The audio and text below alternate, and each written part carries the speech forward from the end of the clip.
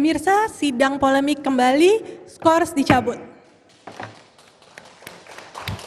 Kita bertanya Langsung, kepada ya, baik silakan. Ibu Dwilia Latifah. Ibu, kemarin Komisi 3 dengan Kapolri mengadakan raker membahas mengenai dugaan makar ini. Apakah tadi keberatan dari penasehat hukum kemudian pihak-pihak yang juga ditangkap kemarin menjadi pokok pembahasan dalam rapat kemarin? Maksudnya keberatan dari pihak penasihat hukum? Tadi penasihat hukum mengatakan Yang bahwa seperti yang disampaikan tadi. Kalau keberatan penasihat hukum nanti di pengadilan, bukan dikatakan dalam, tadi ya, karena ada yang jadi, ditahan dan ada yang tidak ditahan, Bu. Mengenai hal ini apakah juga dibicarakan gini, dalam rapat harus kemarin? lihat dulu konteksnya. Proses yang dilakukan kemarin tanggal 5 adalah rapat dengar pendapat antara Komisi 3 dengan Kapolri. Jadi bukan hanya bicara tentang persoalan ini. Persoalan lain begitu banyak juga yang dibahas, tapi salah satunya memang ada masalah ini.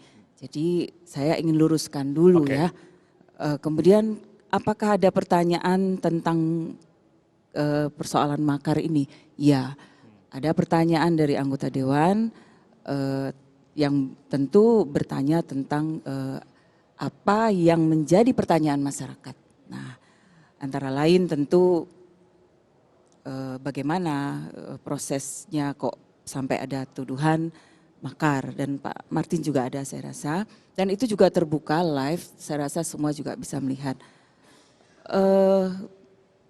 Kemudian kalau dipersoalkan masalah keberatan-keberatan yang ditanyakan tadi, sejauh antara Komisi 3 dengan Kapolri kemarin ada rapat tersebut, penjelasan Kapolri bisa difahami oleh kawan-kawan di Komisi 3. Jadi ada jawaban tertulis dari Kapolri terhadap pertanyaan-pertanyaan yang diajukan oleh Komisi 3. Ketika pertanyaan juga diajukan secara lisan dan cukup kritis, dijawab oleh Kapolri dengan runtut dan dengan jelas. Alhamdulillah semua pertanyaan-pertanyaan itu bisa dijawab dengan jelas dan tidak terjadi satu hal yang apa istilahnya dianggap terjadi frontal atau apapun. Saya rasa kalau itu bisa dilihat di TV. Gitu ya. Apakah misalnya tadi keberatan ada yang tetap ditahan, ada yang tidak ditahan tersebut juga menjadi perhatian Komisi 3? Iya, itu juga ada pertanyaan dan dijawab bahwa oleh Kapolri bahwa ada alasan-alasan subjektif juga di mana beberapa yang dipulangkan, dibolehkan untuk pulang kooperatif dan alasan yang menurut saya juga cukup sesuai dengan aturan hukum yang berlaku, tapi subjektivitas polisi sebagai penyidik juga tentu ada dan harus kita hargai karena mereka yang menyidik. Nah, seperti misalnya saya manggilnya Ratna, walaupun sebetulnya lebih tua, Kak Ratna. Pulang ya tentu ada alasan dari polisi tidak akan menghilangkan barang bukti, tidak kooperatif dan lain sebagainya. Tapi mungkin ada juga karena alasan sakit. Ada juga alasannya tidak bisa pulang karena dianggap tidak kooperatif dan lain sebagainya. Saya yakin sebagai pengacara pasti penasihat hukum masing-masing memahami itu. Dan kalaupun misalnya nanti ada hal yang dianggap tidak sesuai dengan proses hukum yang berlaku, saya sangat menghargai, kebetulan memang background saya juga sebagai pengacara dulu, saya mengajak, menghimbau, mari kita mengawasi bersama-sama, kita coba bersama-sama untuk melihat apakah proses ini jalannya benar, adil atau tidak, dan ikuti semuanya dalam proses-proses hukum yang berlaku. Kalau mengenai bukti permulaan yang cukup, Bu, harus ada 2 bukti permulaan yang cukup untuk menahan seseorang, begitu apakah juga oleh Kapolri dijelaskan kepada Komisi 3? Kalau masalah alasan dengan 2 alat bukti yang cukup dijelaskan, tapi alat buktinya apa secara detail itu hak dari pihak penyidik untuk nanti tidak mungkin harus dijelaskan secara detail karena tentu itu dalam proses yang harus mereka pertanggungjawabkan dalam tahap selanjutnya. Oke, baik. Sebelum kita lanjutkan perbincangan ini, kita dengarkan dulu pernyataan Ibu Rahmawati Soekarno Putri setelah beliau dipulangkan ke rumah. Pemirsa, di hadapan Anda saat ini, di tangan saya saat ini adalah notifikasi terhadap kegiatan unjuk rasa penyampaian aspirasi oleh Gerakan Selamatkan NKRI. Tentu saja ada tanda tangannya di bawah ini, Bu Rahmawati Soekarno Putri, dan juga ada Pak Hatta Taliwang yang kabarnya sudah ditangkap hari ini. Saya ingin fokus terhadap tanggal pelaksanaannya. Anda bisa saksikan tanggal 2 Desember 2016 dengan jumlah massa 20.000 orang. Ini menjadi menarik karena terkesan digabung dengan aksi Bela Islam Jilid 3. Justru itu, saya sudah mendengar berapa kali ungkapan menuduh, seolah-olah menuduh kami itu akan membajak atau menunggangi masa GNPF pada tanggal 2 itu terutama ya.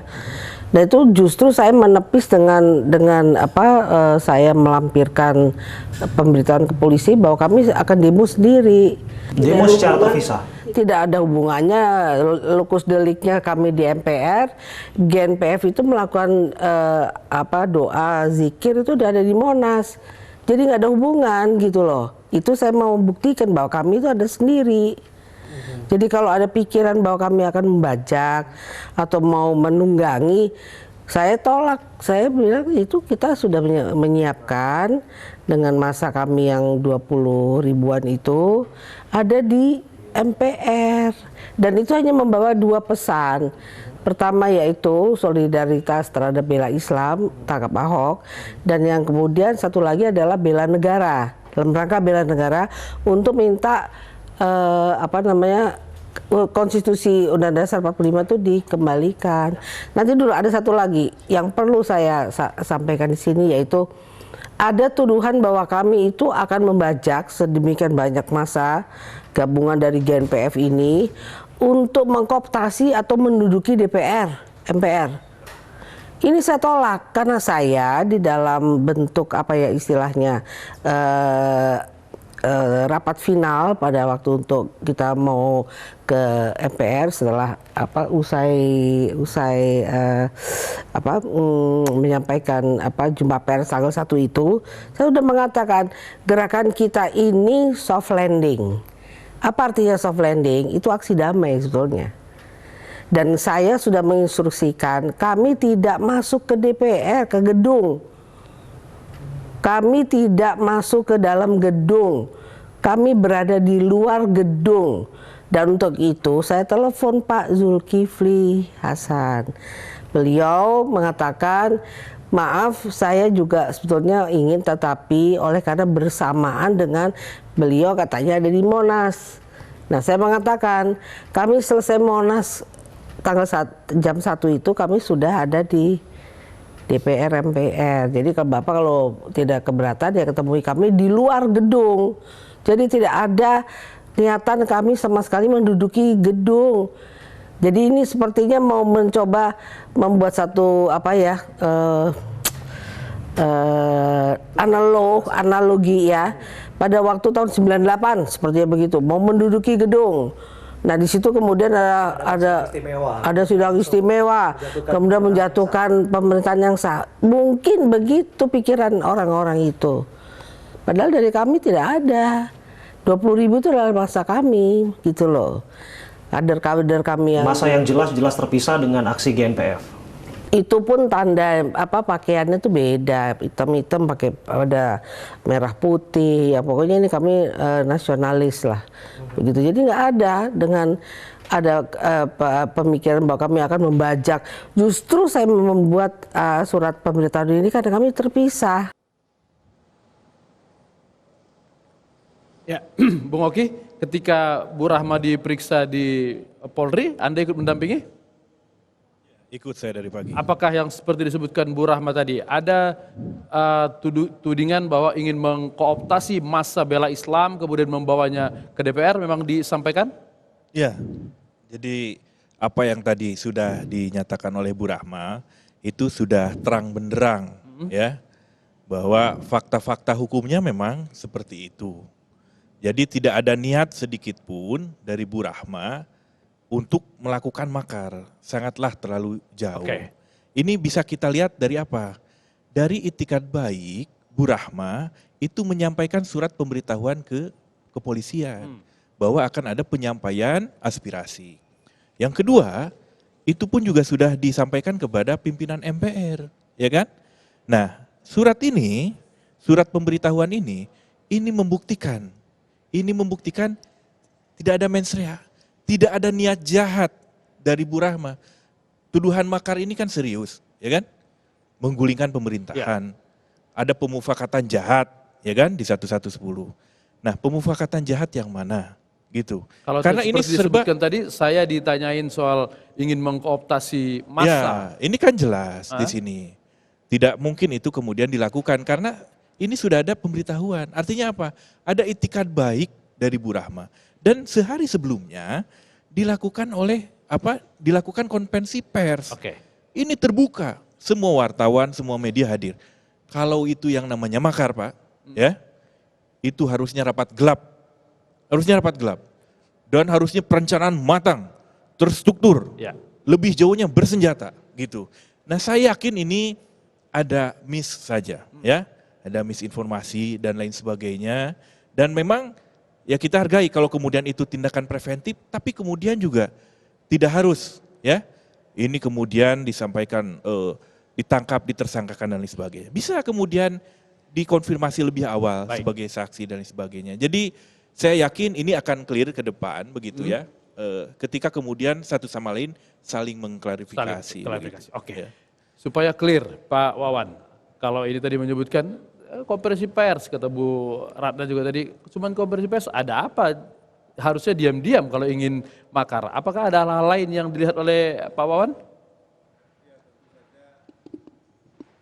Tes. Ya tentu saja polisi punya alasan-alasan hukum yang dalam hal ini tentu menjadi dasar. Karena ini menyangkut masalah hukum. Kemudian tinggal bagaimana nanti alibi serta juga bantahan-bantahan yang akan disampaikan oleh pihak tersangka.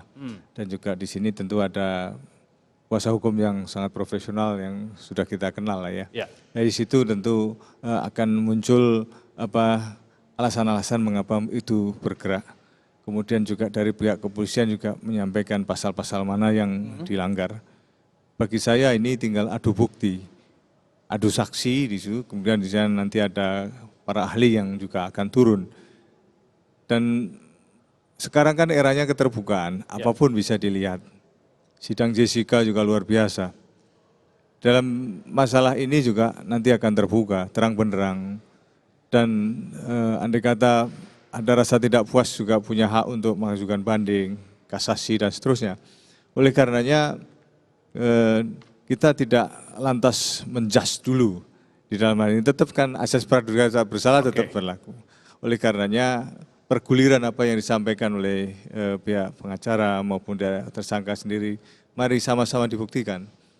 Supaya ini kan sebuah pembelajaran politik, pembelajaran hukum, dan publik tentu akan menilai mengapa sampai ini dibawa ke ranah hukum yang tadinya hingar-bingar kasus Ahok, kemudian demonstrasi besar-besaran, sampai kepada kerusuhan. Di balik itu semua kan kita mesti menarik rusuh ini karena apa gitu ya. Enggak, rusuh terjadi tidak jalan dengan sendirinya tanpa ada suatu alasan. Dari sanalah rangkaian itu akan ada dan kita ingin tidak satu terpisah dengan yang lain. Pasti ada rangkaian dan ini menjadi alasan hukum mengapa lantas menjadi seperti itu. Demo 411 besar, tapi sebelum kemudian demo 212 sudah keluar juga pernyataan bahwa demo itu nantinya akan disusupi dan akan ada upaya makar. Artinya sebenarnya polisi sudah lama melihat ada atau mendeteksi ada upaya-upaya untuk makar itu. Ya kan begitu terbukanya, ada juga dipasang di YouTube, kemudian ada juga agitasi yang muncul di bawah yang direkam oleh wartawan serta juga diviralkan ke berbagai media sosial, ini semua kan gak akan ada yang menilai secara objektif, dan disitulah menjadi dasar-dasar pengumpulan data dan fakta, kemudian terkait dari sisi pasal mana. Kalau misalnya itu tidak terjadi, ya tidak masalah, artinya akhirnya preventif pasal, lagi. ya dari sisi preventif kan perlu, karena kita intinya adalah keinginan untuk melindungi segenap bangsa dan seluruh tumpah darah Indonesia. Tidak ingin ada darah tertumpah karena ada suatu kerusuhan. Hanya itu sebetulnya intinya. Kalau semuanya sudah smooth, mau demo itu nggak dilarang kok. Yang penting tidak ada pelanggaran-pelanggaran terhadap kepentingan publik yang lebih luas. Demikian. Baik. Ya, kita istirahat lagi. Baik, kita istirahat dulu Bang Latif. Pemirsa, perbincangan polemik masih panjang, sidang diskurs.